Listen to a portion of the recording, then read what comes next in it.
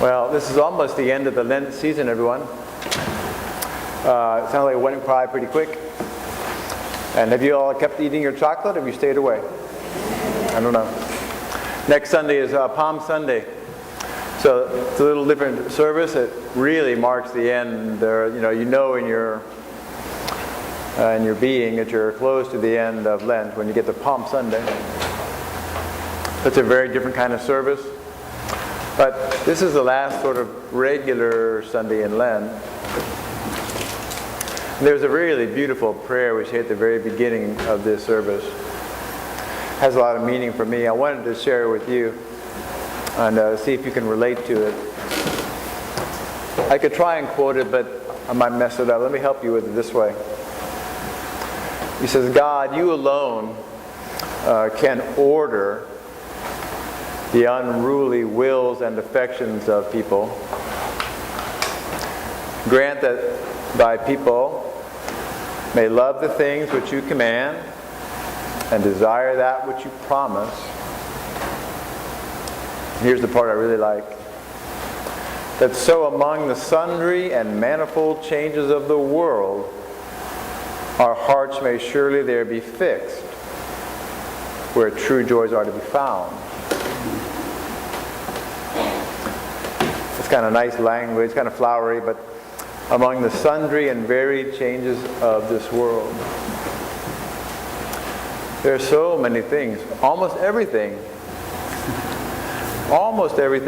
in this world does change. That's one of those almost maxims or axioms of business, where everything is changing all the time. So, at first, you might think, on the surface of things, on a day-to-day basis, we think, well, everything's kind of staying the same today. Maybe because it changes so slowly, but you don't see it happening, but really everything is changing all the time.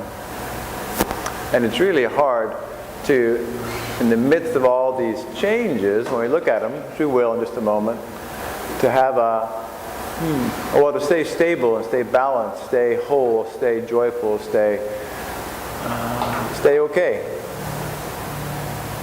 Think of all the big things that can change.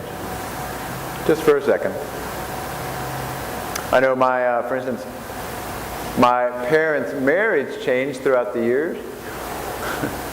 I do know some folks, when they want to get married, they hope or they say, sometimes to me or to their partner, I hope we always stay this way. It's like, and you don't want to be mean. But the truth is, almost everything about your life is going to change at some point in the whole 50, 60 years. So they do change. Your marriage does change. You have seasons of a marriage and seasons in your life, and there are beginnings and middles and endings, and it's a long and winding road. On a less personal level, companies come and go. Even the old companies that were supposed to be around forever. There are institutions, but they ended up changing and sometimes going away. I was thinking of the Chrysler company who made it back, right? They almost ended, then they had a bailout, and they made it. But other companies, is the Kodak company still around? I'm not sure. I think it was the company, but then massive changes happened. So marriages and companies, we always want to think that countries stay the same. Our country's been pretty stable for a long time. But in the grand scheme of things, just look across the Middle East and Africa, countries are changing right and left. Boundaries are being changed and erased and redrawn, and administrations change left and right. Not that stable. Although you think a nation would be stable, but now it's almost a buzzword in the news. You can say, oh, that country is a failed state. Like, no, that country didn't make it. I know from reading a little bit of American history kind of recently, there was a real chance that America wouldn't make it. It was real dicey at the beginning. No one had ever done a democracy like this. Nobody knew what was going to happen. When they said, yeah, everyone gets the vote, at least all the all the white men get to vote. Sorry, to bring that up. But even the countries aren't that stable. I noticed even friendships change. On the positive side, now that there's this thing with Facebook, you're able to reconnect with friends that you hadn't heard of or seen for many years. If you moved away and they're back where you used to live, but you can still stay in touch and you might even catch up again. Or when your high school reunion pops up and then now you see people from Facebook, oh, how's it going? And they haven't seen each other for 20 or 30 years and you can reconnect when you thought that relationship was gone. So friendships and marriages, countries, nations. It's hard to think of something that will always be the same. Churches change. I mean, this church seems pretty stable. It's been around a long time. But I know some other churches that went through kind of a death and a rebirth, like the Holy Spirit Episcopal and St. John's in New Braunfels. I know those names may not be familiar to you if you're not really into the Episcopal world, but one church, the St. John's Church, they had a liberal conservative split, you know, around the gay issue and all kinds of liberal conservative issues, and they split. Half the church moved out, and the other half was kind of sitting around having to restart itself again. And about a year and a half ago, they reconstituted and became a church again. But that I'm sure St. John's had been around for a long time, but then it split. It's like, wow. I thought that church would be around forever. So you can go on and on down the list of things that change. And the funny thing is, you really be hard-pressed to find something that doesn't change. Once you start looking at it, it's like, for goodness gracious, what doesn't change? All of these changes I've mentioned, though, they are part of a cycle of birth and, may say, middle age, and then a dying, beginning, a middle, and an end. And they're pretty cyclical. One thing follows another, and it goes round and round. In the Christian tradition, this is where I will speak about the gospel, there are some changes that are not cyclical, but not very many. I wanted to share at least one with you. If the whole world and the things in this world, and this dimension of form, if these are all forms are temporary and changing, Jesus says there's one kind of change that is not just going to go round and round. It's really transformational, where the change leads us to a whole different layer or whole different state of being. And I don't mean to use big fancy words, I just mean this change is meant not to go round and round.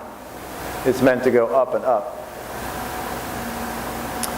So when Jesus says this, and he uses this in a parable form, he says, unless a grain of wheat falls into the ground and dies, it remains just a single grain.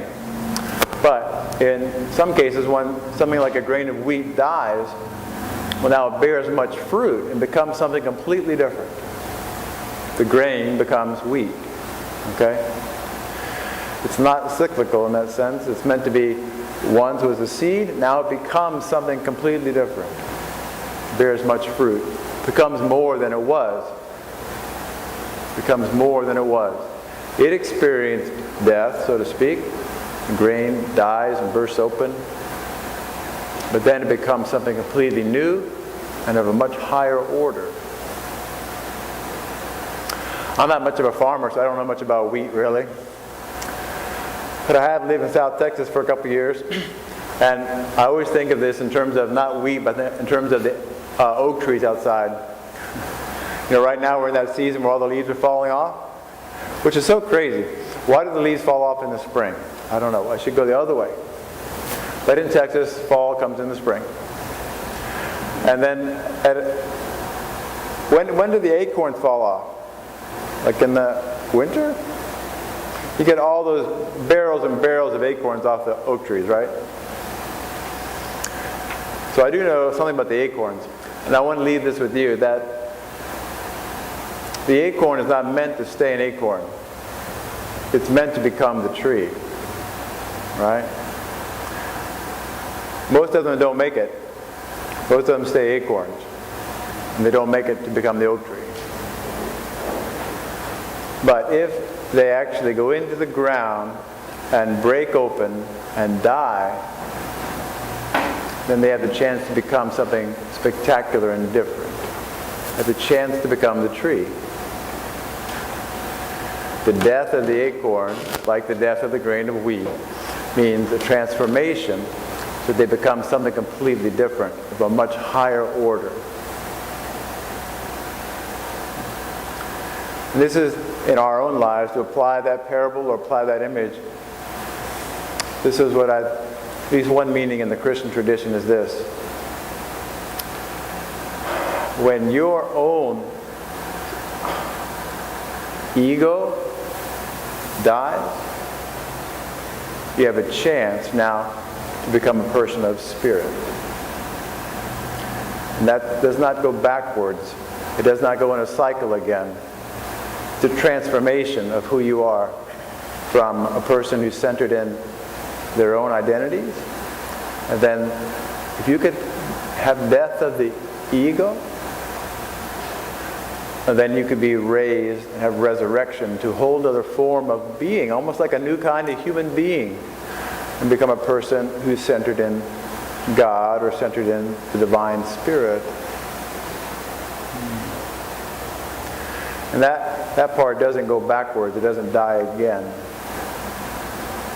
In fact, all those things that we mentioned at the beginning, your country and your friendships or your marriage or a church, all those things that change, those are really what we would say our ego identifies with. I am a member of St. John's. I am a member of St. Andrews. I'm an American. I work for Kodak. I'm married to so-and-so. I'm friends with so-and-so. And yet all those things change. And the poor ego takes a beating. And Jesus would say, if you could let those things go and find out who you are in God that does not change, so that among the swift and varied and sundry changes of this life, your heart would be fixed where true joys are to be found. And we'd be a whole different kind of human being, not just based in who we are externally or who we are in our own egos and labels and things, which always change, and we just take a beating. But your identity and your being would be found in God or in spirit and in the divine. The thing that doesn't change. The only thing that doesn't change. The death of the ego means the resurrection to the life of spirit. Everything else is in a cycle of birth and death. It goes round and round and round. It always changes.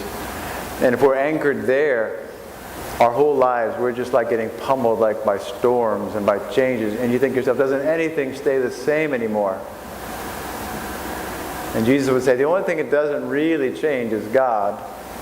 And if you could anchor yourself or identify yourself or find yourself embedded and founded on the spirit within you, let go of some of the ego, let it die, let the spirit arise. Now your heart will surely there be fixed where true joys are to be found. The cycles of birth and death, that's like resuscitation. The death of the ego and the birth of the spirit, that is like resurrection. Becoming a whole nother form, a whole nother way of being alive, a whole nother life in God or life in the spirit. So, as you can tell, I'm kind of passionate about this little collect. And I love the image of the death of the wheat, because the seed dies and becomes something completely different. Where the acorn dies, and if it really breaks open and goes all the way, it becomes a whole other form of life that it couldn't even imagine before. So the death of the ego sounds like it's horrible. But it ends up being the birth of a whole other form of human being.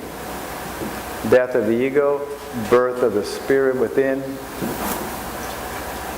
That's the resurrection. So, we're about to come up to this Easter time and Holy Week just before that. And we're going to remember the death of Jesus and His resurrection on Sunday. And one of the really essential meanings of that whole death and resurrection experience is going to be for us the death of the egoic self and the birth of the new self in God. It's really only there is where you're going to find your true joy that doesn't change. Maybe the only thing in the whole world that doesn't change is your life in God, or your identity in God. All my other identities, they always change. I will not always be a rector of a church. I will not always, my parents have already died. I can't say I'm part of my family. I won't always live in South Texas. I won't always have the friends I have now. My animals are going to die. Everything changes, and it makes you want to cry. On the other hand, if I can anchor myself and embed myself and know myself to be part of God, that part never dies. It's the only thing that beats the cycle of change. So let one part of yourself die, let the Spirit arise. There your hearts will really be fixed and anchored where your true joys are to be found. Death and resurrection. It's okay. In fact, it's the best way. It's a way to a whole higher, better life.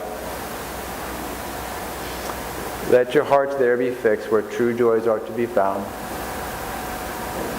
I offer this to you in God's name, God the Father, the Son, and the Holy Spirit.